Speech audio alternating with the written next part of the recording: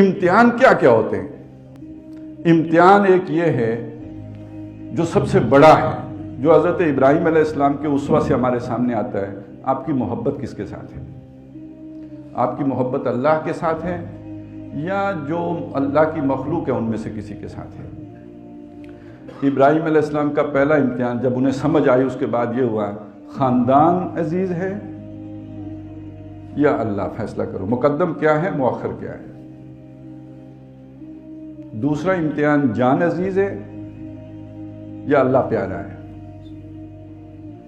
اس میں بھی سرخرو ہو گئے. تیسرا امتحان، وطن یا مشن؟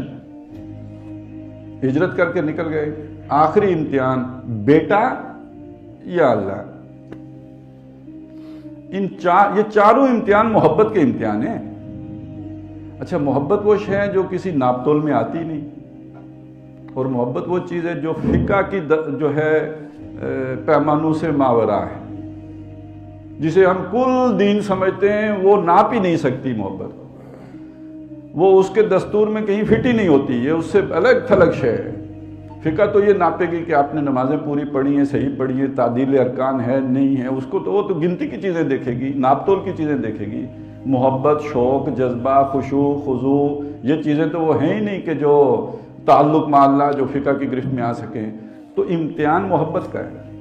اب ذرا دیکھیے وہ آیت کہ وَلَنَبْلُوَنَّكُمْ بِشَيْءٍ مِّنَ الْخَوْفِ وَالْجُوعِ وَنَقْصٍ مِّنَ الْأَمْوَالِ وَالْأَنفُسِ وَالثَّمَرَاتِ، اس میں جو بنیادی باتیں آئیں، زندگی کے لیے خطرات، زندگی کا بھی نقصان، اولاد کا بھی نقصان، محنتوں کا نقصان. یہ محنتوں کا نقصان بڑا اہم ہے.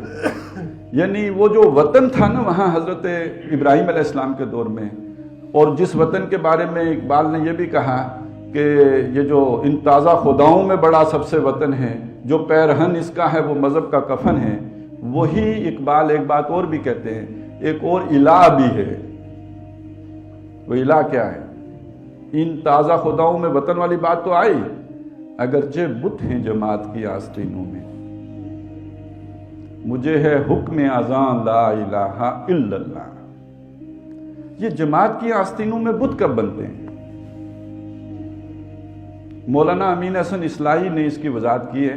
ہماری قرارداد تاسیس جو تنظیم اسلامی کی ہے، جس میں یہ مقرر کیا گیا کہ ہم نے یہ تنظیم کیوں بنائی، اس کا مقصد کیا ہے، اس کی وضاحت میں مولانا امین حسن اصلاحی فرماتے ہیں کہ جماعتیں، انجمنیں، ادارے بنتے تو کسی مقصد کے لیے ہیں، اور کچھ وقت گزرنے کے بعد خود مقصد بن جاتے ہیں. اور جب خود مقصد بن جاتے ہیں تو اب ان کے الفاظ تو جو ہیں وہ وہاں پہ پڑھ لیجئے گا، وہ اس سے زیادہ سخت ہیں کہ پھر اس سے کیا کیا فتنے وجود میں آتے ہیں، اور وہ دین کا کس طرح جو ہے وہاں پھر کچومر نکلتا ہے. اس لیے کہ پھر معیار وہ جماعت بن جاتی ہے. جو شے جماعت کے فائدے کے لیے ہیں اس کے لیے جھوٹ بھی بولا جا سکتا ہے، اس کے لیے غیبتیں بھی کی جا سکتی ہیں، اس کے لیے دوسرے کی کردار کشی بھی کی جا سکتی ہے، اس کے لیے ہر فراڈ کیا جا سکتا ہے. کیوں؟ آپ کی نظر میں خیر جماعت ہے. جب جماعت کی یہ حیثیت بن جاتی ہے تو وہ بت بن جاتی ہے. جب وہ اپنے مقصد سے ہٹ جاتی ہے اور محض مقصد جماعت ہو جاتی ہے، یہ بت ہے. اور وہ جس کی محبت اب بھی اللہ کے ساتھ ہو، ظاہر ہے یہ جو سٹرکچر کا بت ہے یہ کوئی چھوٹا سا بت نہیں ہوتا. یہ اسماعیل سے محبوب ہوتا ہے، اس کے گلے پہ چھری چلانا، اس کو چھوڑنا، یہاں تعلقات منقطع کرنا، ان دوستیوں کے تعلق سے صرف نظر کرنا، یہ کوئی آسان کام نہیں ہوتا. تا نہ بخشد خدائے بخشندہ، جب تک اللہ تعالیٰ توفیق نہ دے تو یہ بالکل ناممکنات میں سے ہوتا ہے. ایک آدمی جس نے زندگی وہاں لگائی ہے، اس کے سارے تعلقات وہاں پہ ہیں، اس کی ساری سماجی تعلق، کل اس نے شادیاں کرنی ہیں، لینے دینے سارے وہی اس کے انفلوئنس کا ایریا ہے، اس کا سارا کاروبار وہاں پہ ہے، اس کی ساری سوشل لائف اسی چیز کے ساتھ جڑی ہوئی ہے، تو سہارا ہے. اب سوال یہ ہے کہ آپ کا اصل سہارا اللہ ہے یا یہ جو جماعت کا سٹرکچر ہے یہ بت بن گیا یا نہیں بن گیا؟ اب توکل کا امتحان ہو گیا یا نہیں ہو گیا؟ محبت کا امتحان ہو گیا یا نہیں ہو گیا؟ اور یہ میں صرف تجزیے کے طور پہ نہیں پیش کر رہا. حضرت ابراہیم علیہ السلام ہی ہیں جنہوں نے اپنی قوم کے افراد سے کہا تھا کہ یہ بت نہیں ہے، یہ جن کو تم پوچھتے ہو یہ بت نہیں ہے، مودۃ بینکم فی الحیات الدنیا، یہ دنیا کی زندگی کے درمیان تمہاری باہمی محبت کا ذریعہ ہے، آپس کے تعلق کا ذریعہ ہے، یہ تمہیں ایک برادری بناتے ہیں یہ بت۔ تو یہ جماعتیں اور یہ وطن بھی تو ایک برادری میں ڈالتے ہیں نا، یہ حفاظت کا ذریعہ بھی ہیں۔ لگتا ہے کہ ان کے ذریعے سے حفاظت ہوتی ہے، لگتا ہے کہ ان کے ذریعے سے کوئی مجبوری دور ہو جائے گی، لگتا ہے کہ ان کے ذریعے سے کل کوئی مسئلہ حل ہو جائے گا، تو یہ اگرچہ بت ہیں جماعت کی آستینوں میں، مجھے ہے حکم اذان لا الہ الا اللہ، تو اب یہ بت توڑنے، توحید کا تقاضا، توحید فی المحبت کا تقاضا، اللہ سے محبت اور اللہ سے عشق کا تقاضا، اب اگر اللہ کے لیے ہو تو نکلو۔ اور ہمارے جو تاریخ ہے اس میں اس کی جو سب سے نمایاں مثال ہماری، یعنی جو قرآن مجید نے جو تاریخ بیان کی ہے وہ بنی اسرائیل کی ہے۔ ان کا وہ بت نسلی بھی تھا نا، نظریاتی ہی نہیں، نسلی بھی تھا۔